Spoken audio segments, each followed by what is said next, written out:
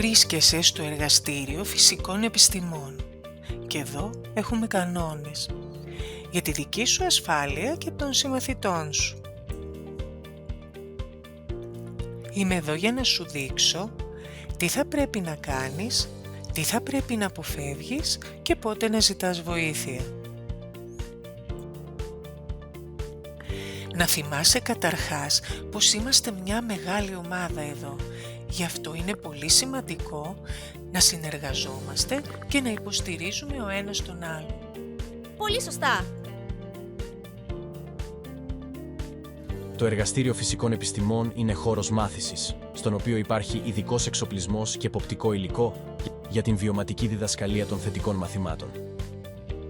Η συντήρηση του εξοπλισμού και του υλικού του εργαστηρίου και η οργάνωσή του ώστε να είναι λειτουργικό χρειάζεται πολύ κόπο. Για την καλύτερη λειτουργία του λοιπόν, αλλά και τη δική σου ασφάλεια, είναι απαραίτητο να προσέχεις τα εξής. Στο εργαστήριο έρχεσαι πάντα στην ώρα σου, δηλαδή μόλις χτυπήσει το κουδούνι. Φέρνεις μαζί σου βιβλία, τετράδια, την κασετίνα σου και βέβαια ό,τι άλλο χρειάζεσαι. Αλλά δεν φέρνεις ποτέ νερό ή αναψυκτικό.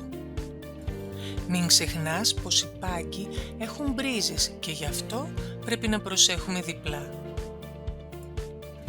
Η χρήση του κινητού δεν επιτρέπεται στο χώρο του σχολείου. Επομένως, δεν επιτρέπεται ούτε στο εργαστήριο. Κατά τη διάρκεια της διδακτικής ώρας παραμένουμε στη θέση μας. Αν για κάποιο λόγο πρέπει να σηκωθούμε, παίρνουμε άδεια. Φροντίζουμε να επικρατεί τάξη πάνω στον εργαστηριακό πάγκο και διατηρούμε καθαρή την επιφάνειά του και τα σκεύη που χρησιμοποιούμε. Εκτελούμε τα πειράματα που περιλαμβάνονται στο μάθημά μας ακολουθώντας πιστά τις οδηγίες.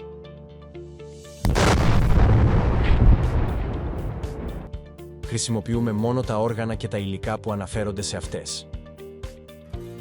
Μάλλον τώρα κατάλαβες γιατί δεν πρέπει να χρησιμοποιείς ποτέ χημικά αντιδραστήρια αλλά και εργαστηριακά όργανα χωρίς άδεια.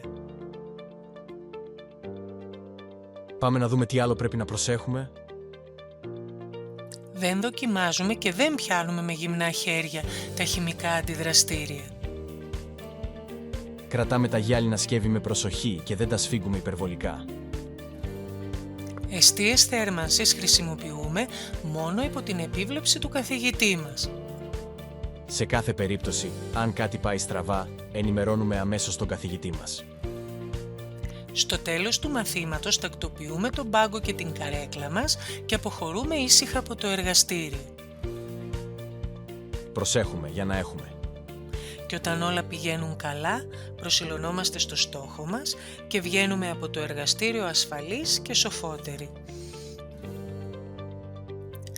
Αυτά λοιπόν από μας και... Καλό μάθημα!